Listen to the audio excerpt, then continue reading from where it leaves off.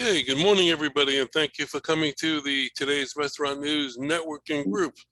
We are a group of expert vendors in the field of restaurants, and we are here to get to know each other and also to lend our services to any restaurateur that might have a problem or an issue at work that they cannot solve and they need some help on.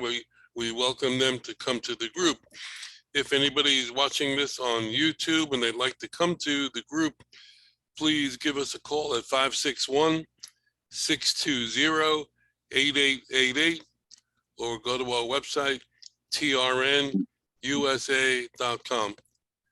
All right, we were just off camera. Basically, we were having a conversation about a couple of different things. One about energy programs and also disability programs. Dr. Rob, you want to bring up the question again? And yeah, what I was trying to say is that I know at the Hard Rock, I don't know what was the title of that conference? Was it on restaurants? It was all restaurant related. It was given by the Florida Restaurant and Lodging Association, and it was just called the Summit. And they had speakers across the board. I didn't see every speaker, so I can't answer your question intelligently, but right. I mean, it stands to reason that with all the people coming into this country now through the southern border, there's going to be plenty of people around,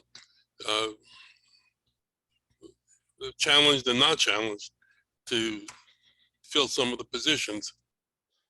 Which is, I think, extremely important because, at least it gives those people an opportunity. I mean, I can't get into the politics of immigration and what's legal and what's not. I mean, I don't know. I mean, I hope to God if somebody is hired who's an immigrant that they're able to stay and retain the work. But what I was saying before is there's tremendous benefit to hiring with people with disabilities. There's 100 facilities, and it's probably growing, restaurants and car washes around the country that are employing people with disabilities. But the greatest thing is there's a tremendous tax benefit for hiring someone with this disability. And it ranges. I had spoken to a friend of mine, Jerry Schruck, who's head of the Department of Commerce of Tallahassee. He's a statistician, and he was telling me that the ranges to hire somebody with a disability tax is from $1,200 to $9,600, depending on the employees hired and the length of employment, and includes disabilities and veterans. And out of the population of 21.5 million Floridians, there are more than 1.13 million with disabilities from 16 to 60. Now, one other thing, too, if you hire somebody, if Voc Rehab, let's say if you get a worker or somebody with a disability from Voc Rehab, vocational rehabilitation, they will pay each employee for training starting at $1,200 and up. It all depends on what services they actually need. And that's an absolute plus in itself. So, it saves money in taxes, and that money can be utilized for anything that the restaurant or the business wants to, or the owner wants to utilize it for. Right. It doesn't, when you say handicap, that sort of gives you a vision that's not necessarily true, because there are people who are socially handicapped, who Right. are perfectly good physically, who could be on a telephone or answer the phone, right, or do clerical work, and right, that qualifies for that as well. Well, when I mentioned Biddy and Bose last week, and Terry, you also know about it as well. I think they started in Charleston, and I think they hire people with Down syndrome and autism. I'm not sure exactly, but they have a coffee and dessert organization. I don't know who funds them. I know it's nonprofit, but they have, I think, 12 or 14 establishments, and I think one was opening up in Fort Lauderdale, in the summer. I have to go down and check it out. But, we have rising tides. There's two of them. one in Pompano, and I think one in I think Parkland. It's a car wash that only employs people with autism, and there's 100 Yes. of these.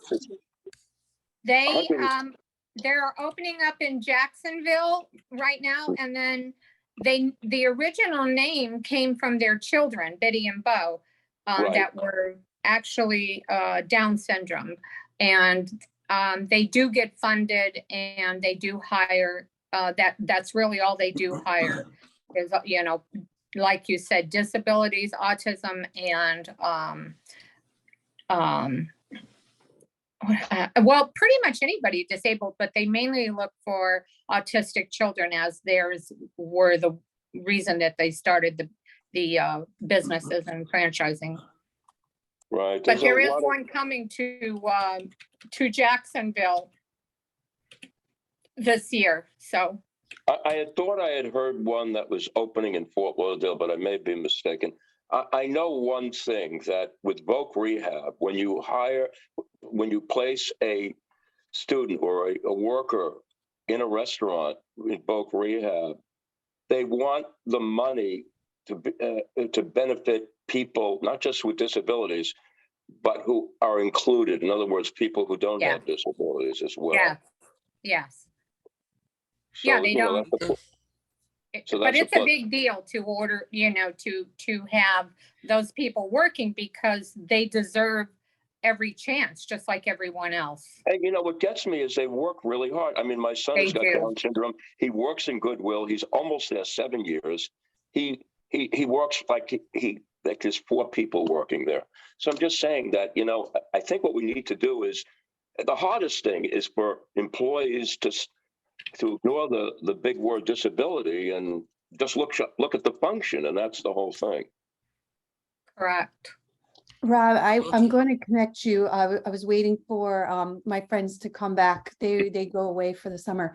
They are actually doing something extremely similar to what you're doing.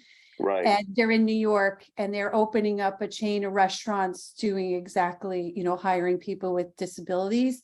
And I spoke to my friend right before she left for the summer, and she's like, oh yeah, totally connect me.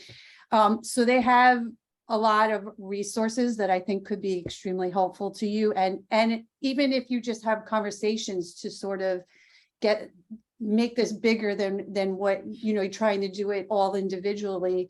Because I think it is important. And when I worked at Canon, I personally did so much work on bringing people with disabilities into our services, because we did a lot of back end mail rooms and reception. And I worked with the Lighthouse for blind people, and they teach them how to, you know, be a phone center and answer phones. And I also work with somebody in California that he was born deaf, and is a huge promoter for people that are deaf and can do stuff. So I want to send you a bunch of resources that I have to help synergies, and just to like expand this world, because I think it's so important to appreciate these people and give them a life that, you know, they might have been told they couldn't have before. It really is rewarding. We had a lot of these people on our radio show a few years ago when I had to stop it. And there was a company called Sweet Jordan's in Paris, Tennessee, which is near south of Memphis. And it was literally had an Eiffel Tower, literally a replica on there. Also a coffee and I think ice cream and dessert, whatever. And then there's Roots, a restaurant in McKinney, Texas. And then there's Howdy's Homemade Ice Cream in Dallas.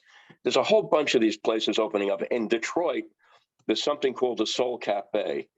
And it's supported by, it's a kosher place. It's only supported by the members in West Bloomfield. And they employ people with autism. That's it. And it's amazing how, what I'm trying to say is, it's focusing not just on every industry, but the restaurant industry, especially. And, you know, I don't think a lot of owners are, maybe I'm mistaken, I don't know. Terry, you probably have more insight than I do on this, is I don't know if owners are aware of this, that they can actually benefit from tax, you know. They are, and it's made very clear. I have a friend here in Boca, and that's all she does is look for people to place You're in. talking about Debbie Telsey? Yes. Yeah, she's a very good friend of mine. I know Debbie Yeah, very she well. worked with the deer years Very ago. good. Yeah, she always has her little dog with her at all times. And I've been to her home for dinner. She's a friend of mine, but She she goes to- she- places, so you know her, so that's good. Yeah, Well, I think she and Dave Case are, a number of things. I don't know if they still are or they've not. been together a Yeah, long time. they are. We've known David for 20 years. Right. Yeah. Cool. Hmm. All right. Well, They live very close to us. Howard, yes. if I may, we have a place here in Central Florida that's called the Talbot House. Yeah, I heard of it. And Yeah. they're a Talbot House Ministries, and they've got comprehensive training and employment programs. Right. We hired a lady who had fallen, hurt her shoulder, and she couldn't do hairstyling anymore.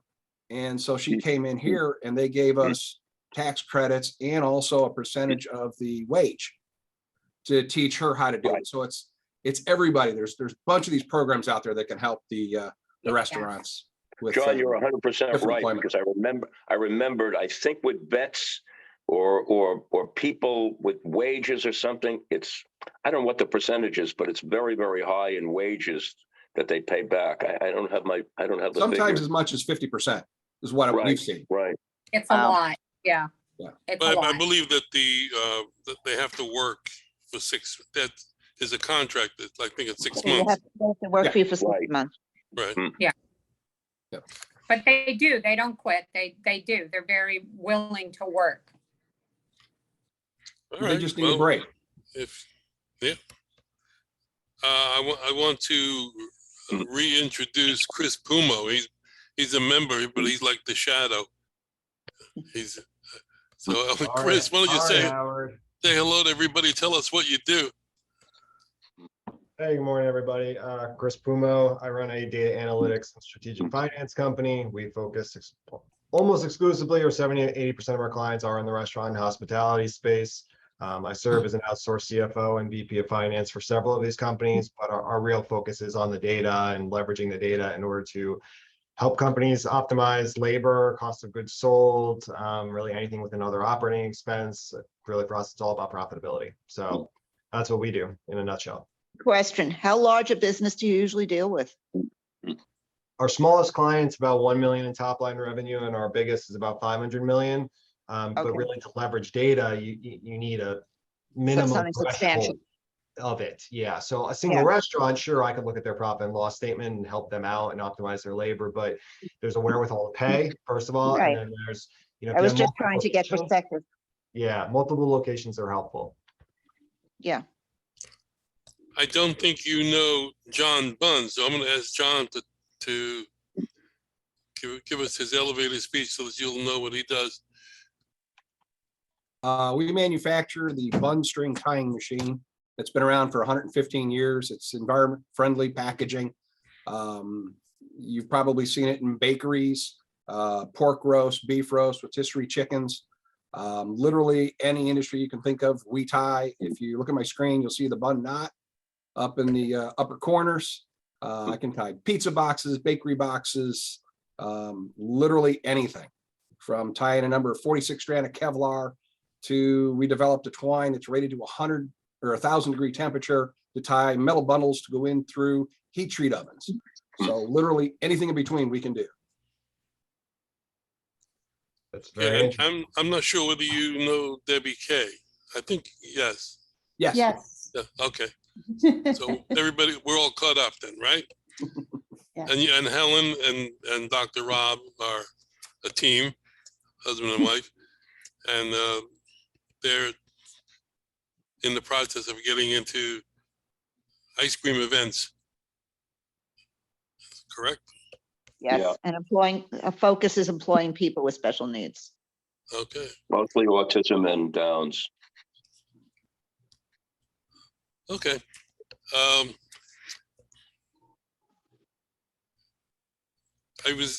We have an article that's going to be on the front page of our September issue coming out next week. And Some of the findings, it was the headline of it is new report showcases consumer practices to future-proof the hospitality industry. And some of the things they talk about are pretty interesting.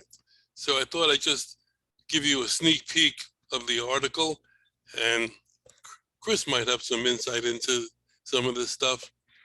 But I'm just going to read a couple of them that I thought were interesting.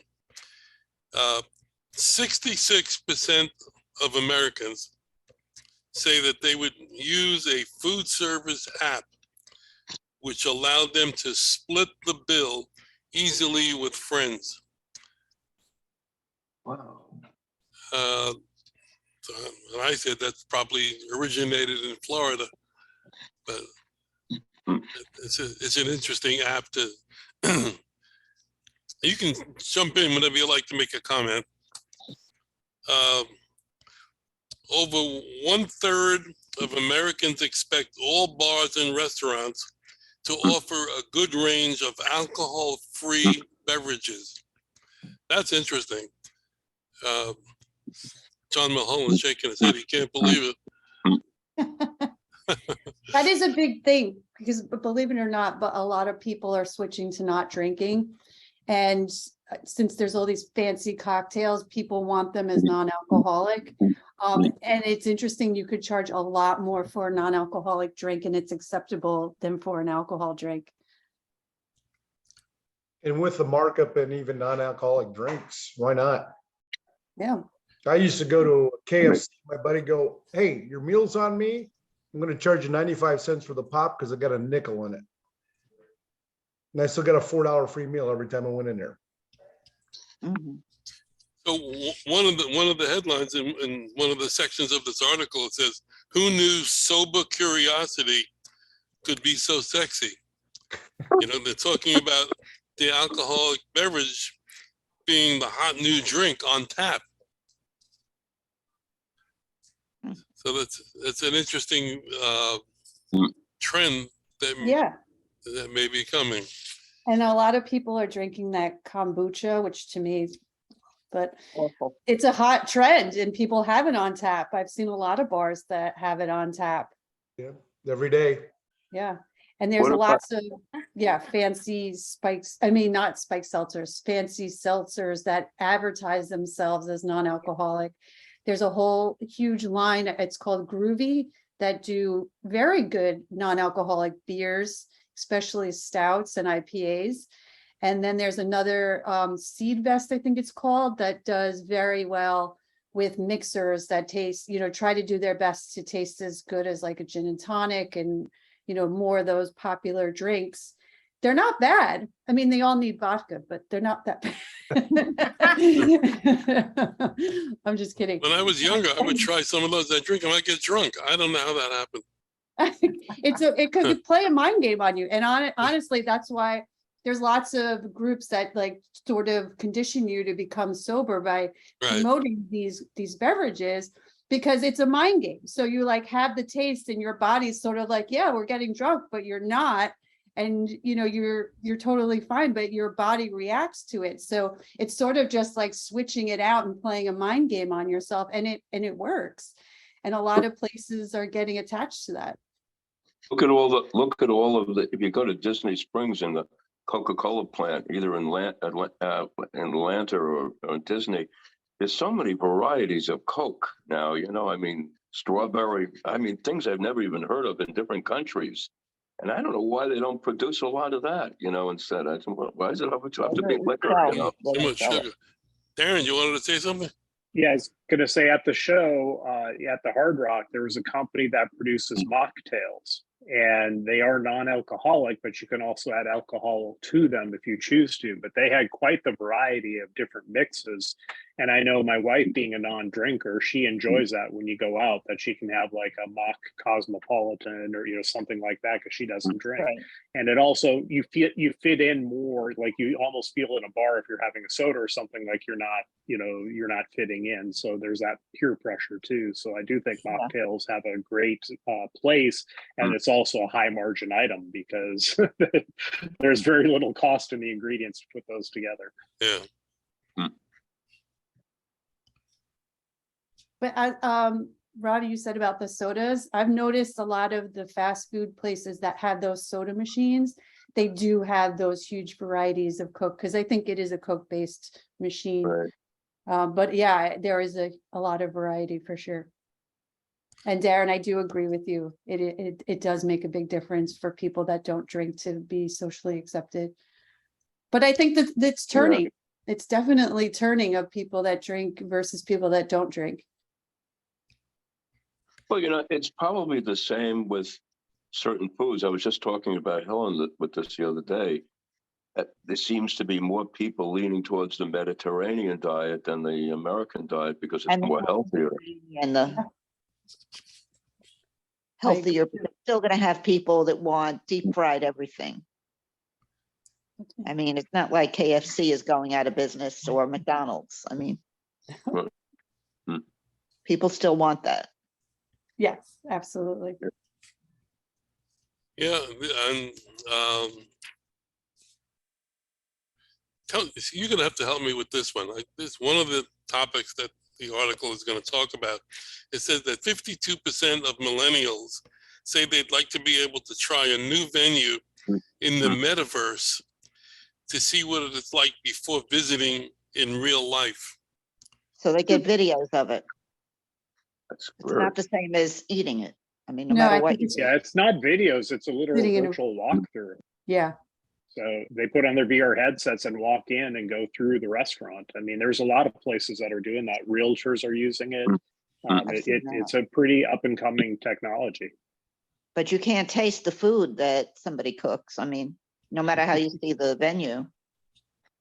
Well, What- a lot of the places are probably bars or clubs or sports bars, and they're going there for The beverages. experience, already not know. just the food. unfortunately, that is what it is. They want an experience. They are not really focused on the food, which is sad. True. I have never tried one of those. What do they call it? Mocktails? No, No, the The virtual reality. virtual reality. Yeah, that seems to be the trend now. Well, it's getting hotter. It was interesting. Anyway, It's been around a long time, but it's yes. getting much better than it used to be. That's with higher, processing powers and higher speed graphics cards, you can really produce on the chipsets quite an elaborate experience. Like there's one where you go to a Cirque du Soleil performance and you literally feel like you're there. They do rocket launches that way too, and you literally feel like you're at the launch. I mean, so they do some pretty cool stuff with them. Another topic that the article will talk about, it says waging the war on waste. And Mark can talk to that. That's bad. 61% of customers think that bars and restaurants produce a worrying amount of waste from menus and other disposable items and should take action to reduce it. It's horrifying that they throw things out. They just throw away so much food. I can't, and it's not even that. I went over to a makeup place to try, I had a makeup expert try to match a color, and she opened a new bottle from the shelf and she just put a little here. I said, yeah, that's perfect. I'll take it. She goes, I can't sell it to you. I said, what? She goes, no, I have to put it in the back. It goes out. I said, what are you talking about? I'm the only one that's used it. I will buy it. And she said, we can't legally sell you this. I said, but you just opened it for me and I am taking it. She goes, I wish I could do that. That is horrifying waste. cannot believe that somebody would do that. I mean, I would never even do that again, just for that reason. But food, what gets thrown out at the end of nights that could be donated? Or given away? There is some very big donation sources right now that will come and pick up stuff. The problem is the mentality within the restaurant industry. It's so much easier just to throw it away. There's not been any process control whatsoever in front of the house. It's very difficult. If you have a quick serve restaurant, McDonald's, they're all struggling with it, but they're being forced to do food waste recycling at a very high premium to regular waste. And so in California, Massachusetts, I deal with this all the time. And the American Harvest or Harvest America will actually pick up. Starbucks went and bought about 50 trucks for them along with Darden, and they do routes because it has to be in a refrigerated truck in order to make sure that it stays healthy to get back to their distribution centers, which are huge, massive facilities. They then can sort it out as proteins, as vegetables, breads, and sometimes they push back. Like I've heard from a lot of the restaurateurs that run these programs, and they're like, yeah, we'll try to give them bread and everything. And they're like, we got too much bread. We want basically protein. And they're like, we don't throw out a lot of protein because we slack proper amounts and we don't overcook. It's so expensive. It's a very, very difficult process. And people that put portion control problems, where they overserve, and then people are like, well, I'm not taking it home. I always package it. And then I typically drive to an area and I find a homeless person and I'm like, here, would you like a meal? And believe me, it goes a long way, but people aren't going out of their way to do this, kind of thing. It's really tough. This is a very, very, very important topic, especially in the article, Howard, you're putting in. I wonder if there are actual stats or percentages of how much this waste is disposed of. I remember in the 60s going to the Concord Hotel, and I couldn't believe the waste of the food that they probably threw away. And I'm sure then they didn't have the technology to get rid of that. But here's an interesting thing I found out.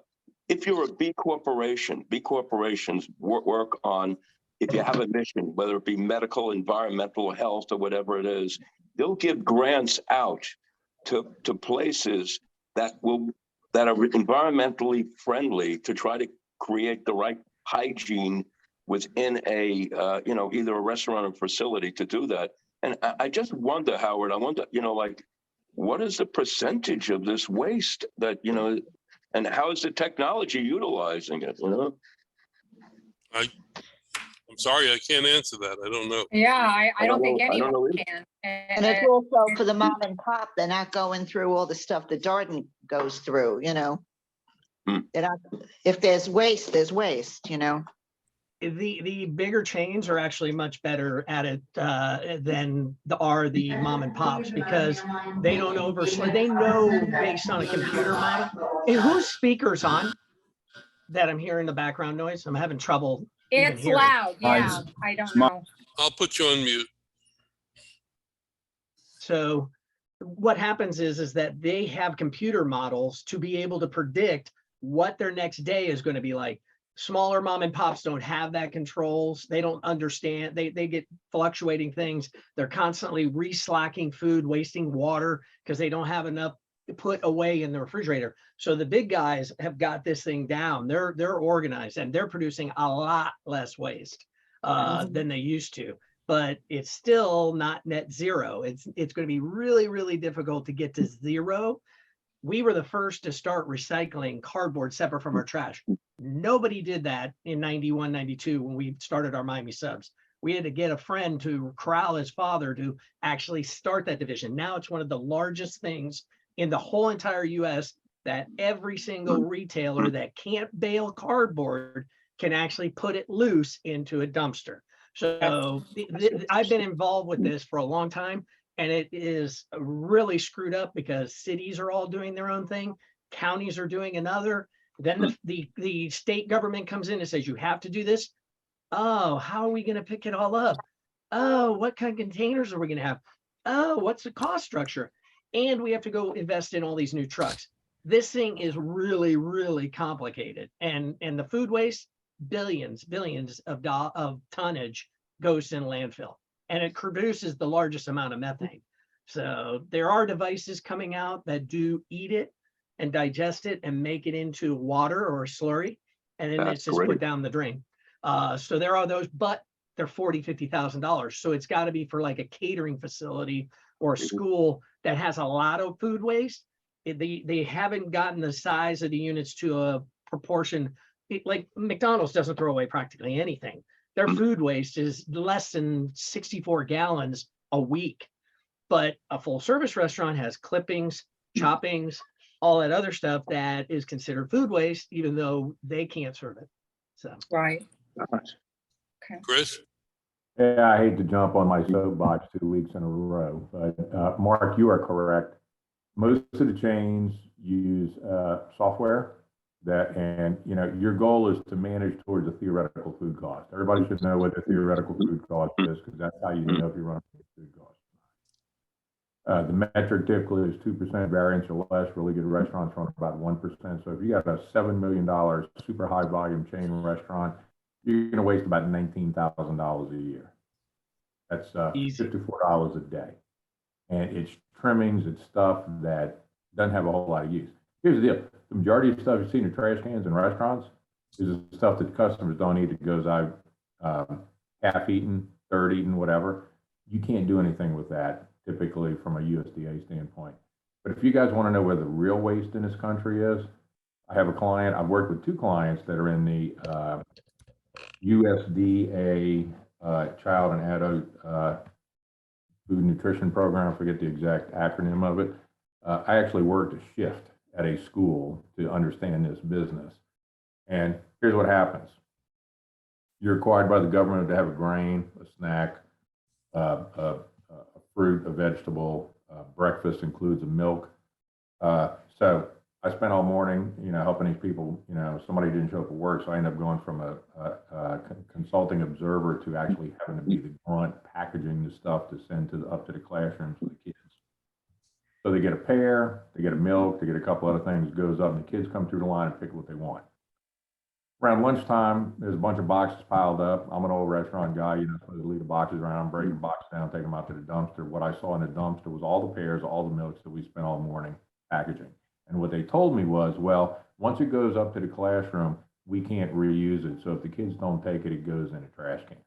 It is criminal what happens in this country with these nutrition programs. And here's the deal. The game is there's a federal reimbursement the school gets. The school turns around and tries to get the lowest contract they can, and they play the spread. So this year, the reimbursement, I think, is around $350. They're still trying to get these food providers to do it for $265, $275 a meal, and the difference, they get the pocket to fund other things going on.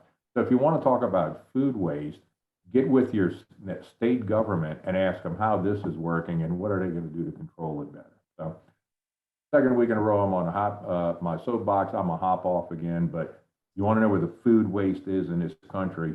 It's in these government-funded nutrition programs. And by the way, one other thing, okay?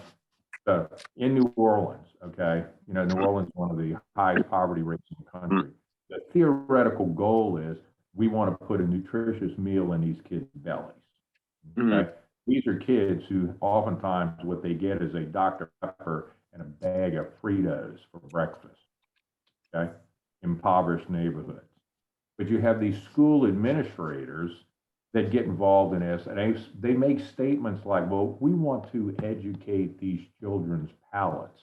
So they want things like a fresh pear, fresh broccoli with ranch dressing. You don't go as a 7-year-old from Fritos and a Dr. Pepper to being a connoisseur of a pear or fresh broccoli. The kids don't eat it, but they make these people produce this food and deliver it. They get paid by the government to do this, reimburse these food providers, and most of the stuff goes in the trash can.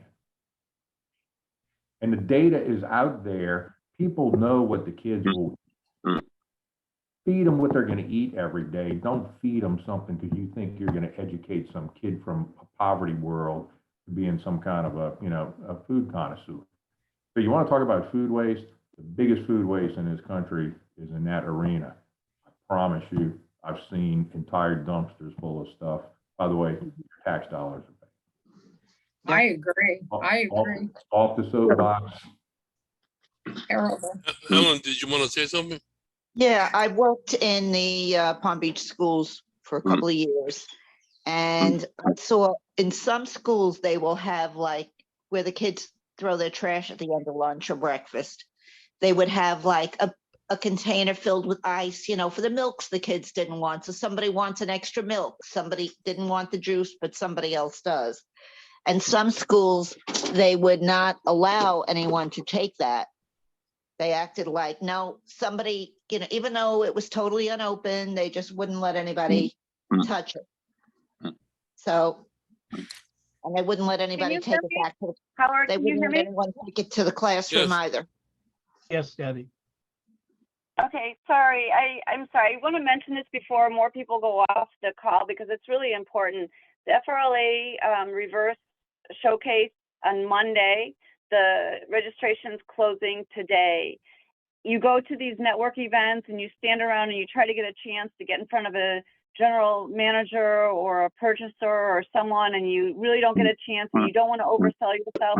This is such a great event where you have 3 minutes to introduce yourself, give your spiel, drop off some information, get their information. And I just put in the chat all the hotels and restaurants that are going to be represented there. So it's a unique opportunity locally for you guys to get in front of hotel and restaurant decision makers. There's the panel also is a phenomenal lineup of people. Heiko from Riverside Hotel and Ina from Travel Host Magazine are the moderators. So it should be a great event. And we're also not allowing anybody that does not sign up for the reverse showcase to come to the after hours.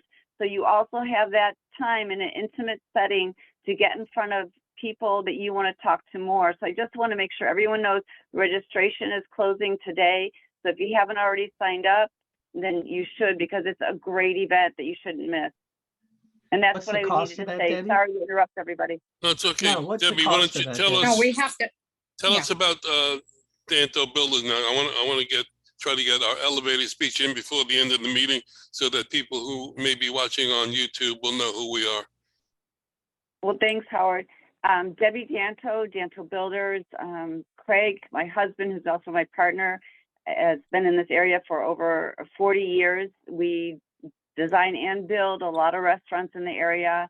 Most recently, Santiago's Bodega. We're finishing up Masa on Federal Highway in Fort Lauderdale. And we also do a lot of design build for healthcare, industrial, government projects. We're very involved in the community. So I sit on the board of FRLA, Florida Restaurant and Lodging Association, as well as the Greater Fort Lauderdale Chamber of Commerce. And I am the chair of government affairs. And we love to take a client from concept to completion or dirt to done if it's new construction. John Marinick has been an awesome partner, and I have to mention him. He's usually on the call. He is so critical to the design of the most critical part of a restaurant, which is the kitchen. If something goes wrong with that kitchen and the design or build of it, it can delay the job for months. So anything from gas lines to hood design and delivery to whatever it may be. So we love to work together and take a client's concept all the way through to the permitting through, and then of course the construction and opening the restaurant. So thanks for that opportunity, Howard. Okay, John is up in New York. He's working the U.S. Open this weekend, or he's getting ready to doing something with. That's one of his clients.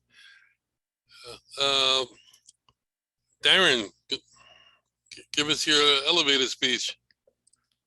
Good morning, everybody. Darren with Tracy.net.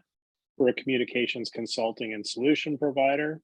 Sorry, I'm a little distracted today. We've got a couple crises going on that I'm managing while we're in here as well. But that's what we do. We fight for our customers. We fight the battles, and we help you win with the carriers. We get you the best price and the package you need, and help you find the right features in your budget, and then continue to sort you throughout the term. So Tracy.net.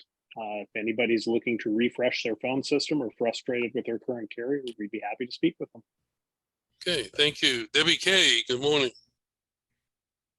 Good morning, Debbie K, DK Consulting. I work with restaurants to make sure that their value matches their service. Having I work with their managers, the owners, the supervisors, and the staff to make sure that they're making the right decisions. People are positioned correctly to give them optimal service to the customers and bring them back. So Debbie K, DK Consulting. Thank you. Chris, Strategic Supply, and John. Strategic Tag Supply team. Chain Partners, we function as an outsourced purchasing department for our clients, renegotiate their distribution contracts and other purchasing agreements, or put agreements in place if they don't have them. Typically, we save 18 to 15%. We are actually working with one of Chris Pumo's clients. I think Chris would tell you that they're quite happy with the work we're doing. I want to specifically mention for any restaurant company out there, we've got a relationship with a company that does warewashing chemicals, and our deal is saving people 19% over the big boys in the industry. So anyway, I don't want to take any more time. Strategic Supply Chain Partners, outsourced purchasing. Y'all have a great weekend. You want to add anything, John? I do. Keep in mind, Chris mentioned last week, our saving percentages seem to be going up. Wow, how is that possible? That's terrific.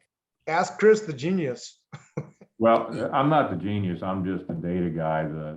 Mick and Mike are the ones that negotiate the deals. But now, one of the things that we did early on is, we look at any contract. All of these big distributors have fuel surcharges, and the first thing we do is say, take that out the contract. So we had people when gas was $2. We took the fuel surcharge structure out, and that alone is saving them huge money with the way gas has gone up. And this is stuff, all you got to do is know you can tell the distributor, take that out or I'm going to the other guy, and they're going to take it out. We do this kind of stuff all day long. We fix all the fine wording in a contract. If y'all have ever negotiated your own insurance deal and you understand what exclusions are, and you for next to nothing, you can tell somebody, take that out of my policy. They'll leave it in unless you know to ask to take it out. All the time. And getting them off a percentage markup to a fixed fee markup is the second biggest thing. Third thing we do is we go negotiate manufacturer direct price. And we have the ability to leverage purchasing across all of our clients to go to a McCain for French fries, or whatever, Sanderson Farm for chicken, and be able to lump business together that they just can't do on their own. So anyway. Okay, thank you. Mark, good morning. Quickly. Very quickly, do a similar thing to what Chris was just saying on waste and recycling programs. They will hammer you on percentage of increase. We go negotiate that, put in long-term contracts so that they're not doing CPI index and all that. So along that same lines, but we talk trash and Chris talks food. We also are now doing energy efficiency, and that's a big hot topic. We're able to impact the HVAC units that are on the rooftop units by a factor of about 13 to 22% savings with just the replacement of the motor that is moving the air in the building, called the blower motors. So super hyper efficient, warranted for like 3 years. It's crazy. And of course, right in the middle always. Energy efficiency is getting a lot of different tax deductions. So if your clients are doing stuff, this is the time to do it, because everything's coming to a head on getting the most amount of rebates from the electrical providers, as well as the tax angle, and you get energy savings. Let's go sustainability later. Thanks. Okay, thank you. John Bunn, you want to add anything to what you said before? No, we're just here to help secure the foods when they get delivered. Okay. Jeff Krantz showed up. He must be in a different time zone. I just got into the office. I've been fixing a POS system at a restaurant. Don't leave. I want to talk to you after the meeting. I might have something for you. Okay. Sorry, everybody. I apologize. You don't have to apologize. No, go ahead and give your spiel so we know who you are for the people that are watching. Jeff Krantz, I'm with Cocard, where we've been around for 28 years with credit card processing. We do a lot of restaurants, a lot of retail stores. We supply all of the POS systems, and we take care of them full time. And if we don't supply the POS system, we still take care of them.